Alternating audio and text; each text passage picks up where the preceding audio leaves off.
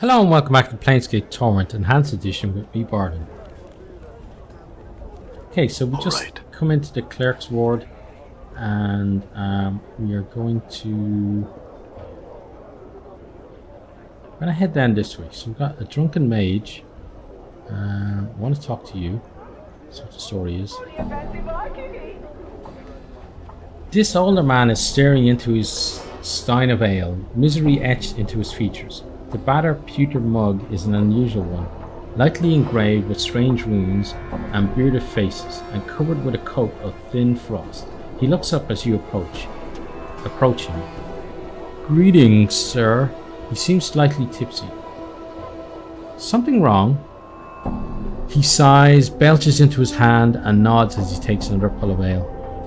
"Aye, something's wrong, all right. I've gone and lost my apprenticeship. Well, hungover I was and botched my mentor's last experiment. All for this damn drink." He sneers at the mug in his hand, but in seconds his expression softens and he takes another swig. "Ruins everything it does, this damnable drinking of mine." "Why did you stop drinking then?" Updated my journal. He shrugs and sighs miserably.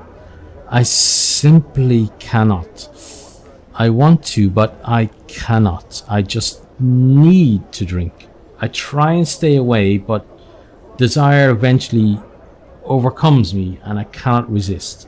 Such a wreck I've become." He throws back the last of his ale and calls for more. "I see. What's that mug you got there?" "This."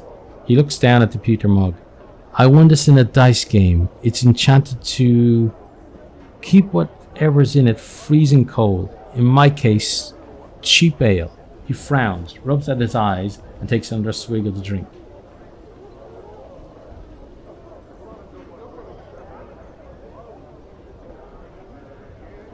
"I don't like that one." I'm not going to tell him he's too weak because alcoholism isn't...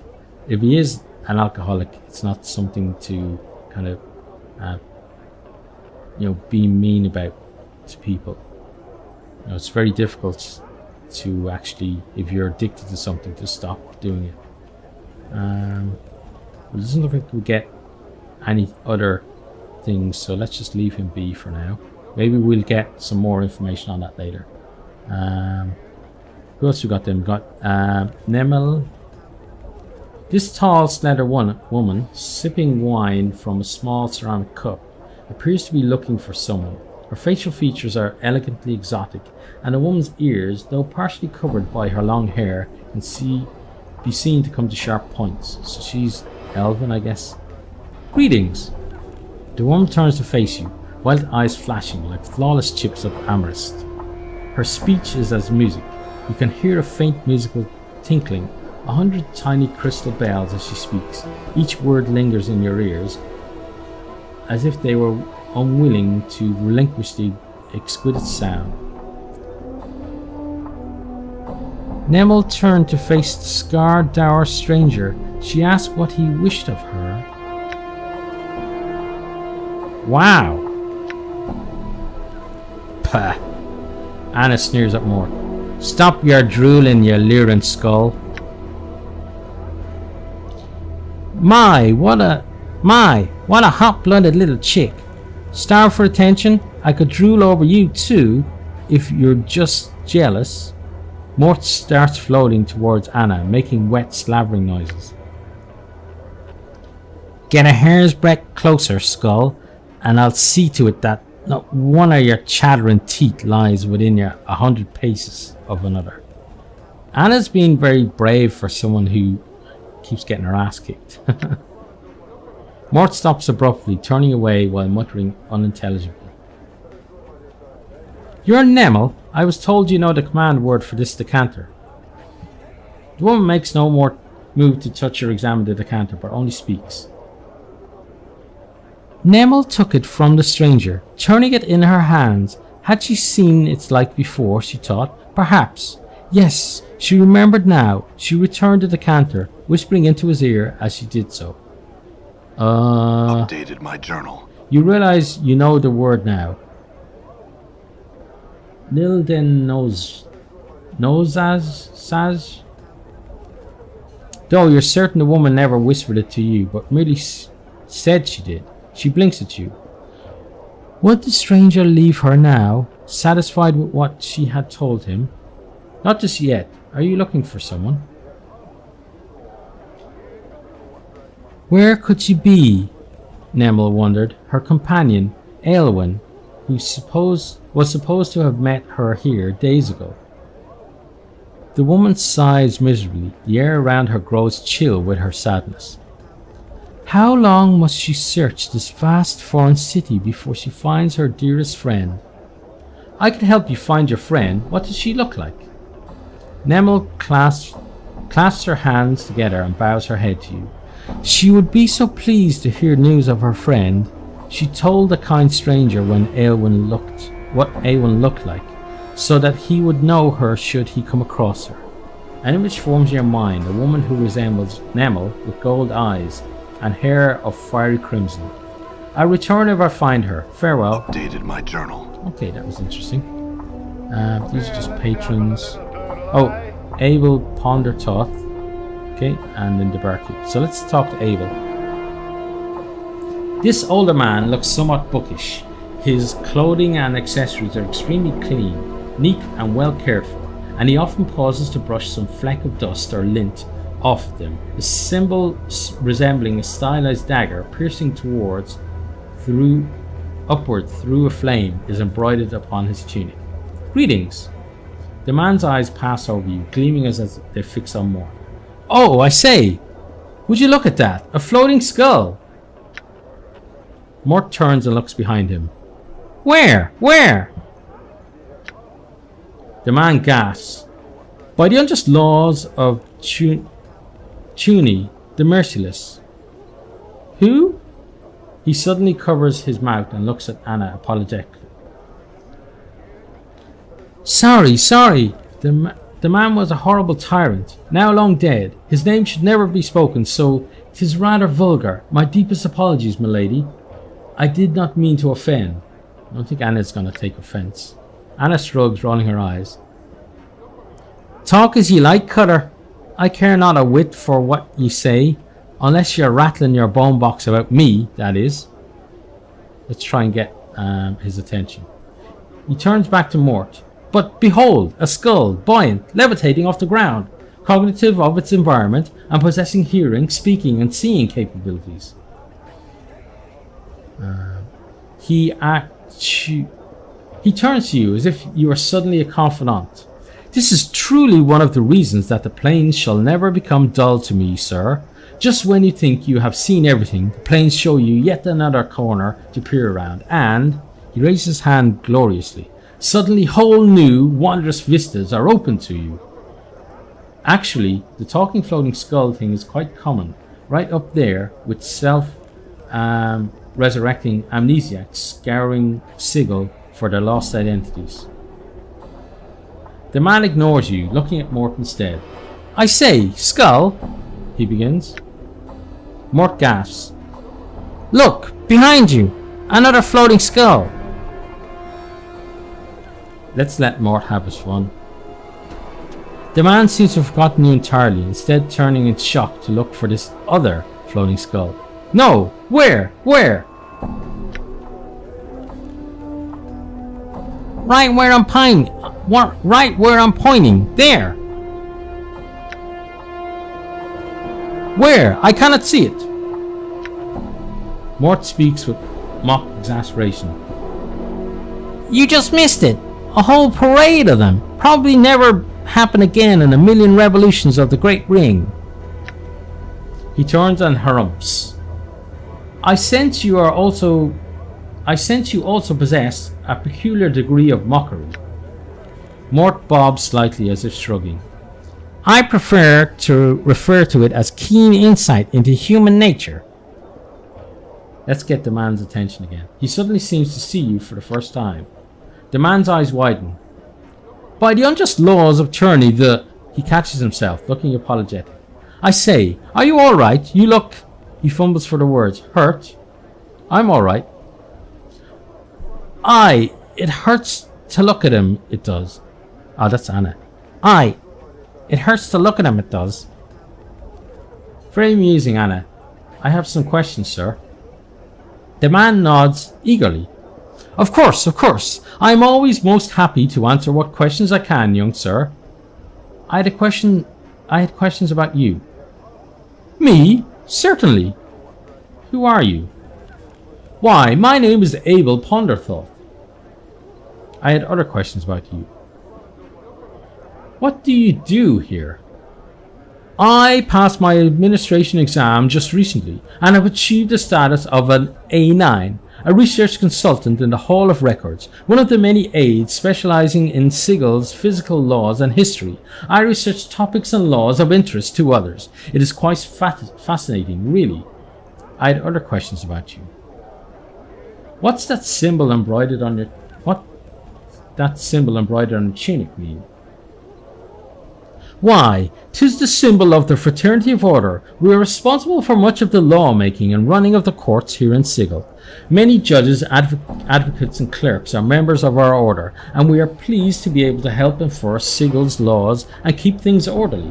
We make a strident effort to learn all laws, whether they pertain to Sigil, the planes, or the multiverse itself.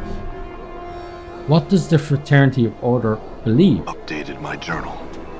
The Fraternity of Order believes that the multiverse is governed by laws. When one knows all laws, one will understand the multiverse. This is our goal. By understanding the laws, their limits, we learn to avoid certain laws.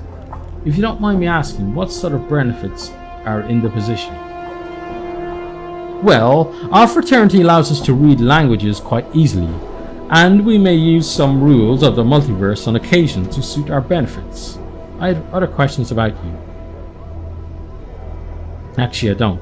I had other questions. I had questions about this place. I'll admit I know little of this place, of the Clerks Ward, sir, but please, ask. Why is it called the Clerks Ward? It is the seat of much of Sigil's record halls and administration. The staff at these places give the ward its name. Many clerks, scribes, priests, bureaucrats, and administration officials live in this ward. I had other questions about the ward. What's of interest around here? There is one of the finest advocates in Sigil located here, the Civic Fest Hall, home of the Society of Sensation, is also located nearby. He lowers his voice. And a brothel, sir, of slating intellectual lust. Tell me of the advocate. He is also one of the Fraternity of Order, though his time there has ebbed somewhat since the unfortunate troubles he has experienced. I am not one to speak of them. His residence is just across the way, south and east of here. I had other questions about the ward. Let's see, what's of interest around here? Tell me of the Fest Hall. 'Tis a beautiful structure that is both the headquarters of the Society of Sensation and acts as a hall for the arts here in Sigil and the Plains. It is an opera house, museum, art gallery, wine shop, tavern, training hall, theatre, sensoriums. Many things can be found there. Tell me of the Society of Sensation. My journal. Ah, the Society of Sensation. They are one of the most prominent of Sigil's 15 factions. They hold the belief that the true dark of the multiverse can be known only by directly experiencing as much of the universe as possible, tasting every substance, feeling every range of emotion, and visiting every place in the multiverse. Let's continue to listen. He continues. Their faction headquarters is at the Civic Fest Hall, where they seek to bring experience to all of Sigil. At the moment, they are the most numerous faction in all Sigil, and the most powerful. If I am not mistaken, the most recent census of their members is over 20,000 members. So 20,000 members. I have other questions about Sigil. I'm curious about the factions. Yes, there are 15 factions in Sigil. Once there were 49 factions. Then, about 600 years ago, the Lady of Pain let it be known that only 15 would remain. That was known as the Great Upheaval. Let's continue to listen. And sure enough, in a fortnight, 34 of them perished or faded. Many thousand died by the sword or by other means. Many were simply found dead. I myself am a member of the Fraternity of Order. Others include the Believers of the Source, the Dustmen, the Harmonium, the Mercy Killers, the Revolutionary League, the Society of Sensation, and the Zaotex. Tell me of the Dustmen. Updated my journal.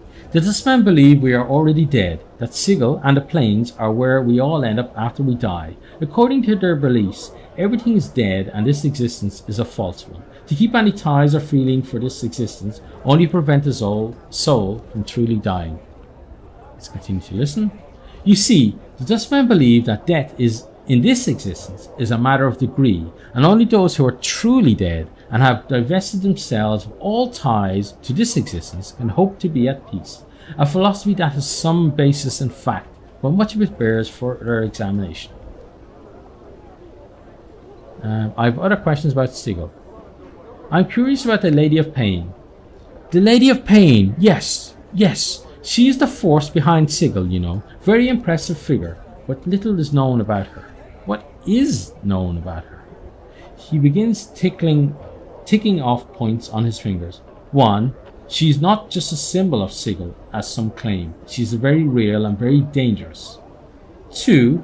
She is believed to be the one that keeps the powers, deities, out of Sigil. As long as she is present, the powers cannot enter Sigil. Okay, let's continue to listen. 3. She also prevents unauthorized teleporting and gating into and out of Sigil. It prevents the outer planes creatures from bringing even more of their kind to Sigil outside of the conventional routes. 4. She has never spoken to anyone. 5. She usurped control of Sigil from Auskar, a power now believed dead. Let's continue to listen. 6.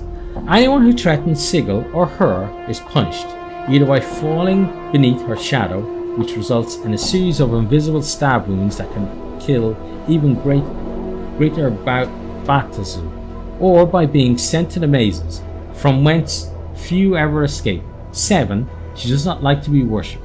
Those that do are often found with their skin missing. Let's continue to listen.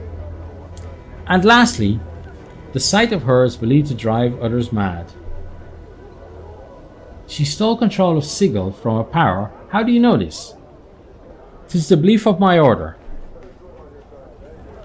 You said that the sight of her drives people mad? Yes. He ponders it for a moment. But, I must add, the caveat that I have never seen her, you understand? So how is that you know she created Sigil? 'Tis the belief of my order. Okay, I have other questions about Sigil. This is all really interesting, actually. What's outside Sigil? No one knows, and is not from want of trying. At the places where no true walls exist are solid walls of buildings, with no windows that look beyond. Some claim to have climbed roofs and seen the outside of Sigil, but they can only describe the outside as nothing. Okay, let's continue to listen. He continues. This is an unacceptable explanation, but it still remains a mystery. It is rumored, without fact, that to step beyond Sigil's walls takes the traveler to a random place, but this has not been confirmed. The Fraternity of Order has mounted many expeditions, and we've yet to retrieve concrete information. Okay, other questions about Sigil. Where's daylight here come from? I don't see a sun. The haze can make it difficult to determine for certain, so I understand your difficulty. The light comes not from a sun, but from a gradual luminescence that fills the sky. It reaches a peak called Peak that fades until the sigil is completely dark, called Anti-Peak. The source of luminescence is unknown, but is most likely the lady's will. Let me ask about something else.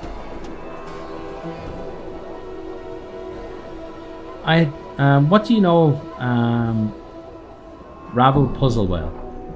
Rabble, if she truly existed, and there is little to prove that she did, was a night hag. one of the inhabitants of the Grey Waste, one of the lower planes, and believed by some to be the worst of the lower planes.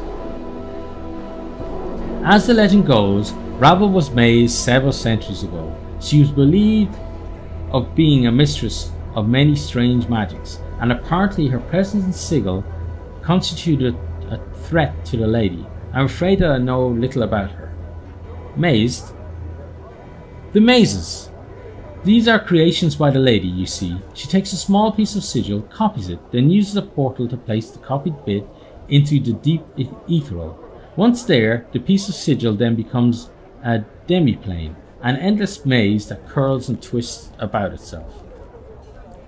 The lady uses these mazes to imprison anyone who threatens her power. Once she is determined that you are to be imprisoned, there is no escaping them. There is believed to be a way out of each maze, but it is most likely extremely difficult. Okay, I'm going to ask about the city again. Okay, nothing there. Let's see. No, nothing there. What's of interest around here? So let's ask about the brothel.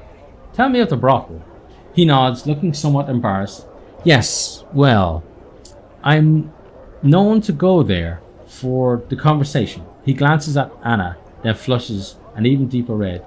'Tis a large round building in the centre of this part of the ward. I had other questions about the ward. Know of any work available locally? None of the temporary sort, no. Okay, that's all I wish to know. Farewell. Endure. Okay, and I think... Enduring grows strong. Yep, that's nice. But I think that's probably a good stopping point there. So, from the nameless one, Dakon, Anna, Morty just dropped his lower jaw, and Abel ponder thought, it's goodbye, and we do hope to see all of you next time. Thanks for watching this video. I hope you enjoyed it. If you did, maybe you'll hit the subscribe button there on the right and check out some other videos here on the left.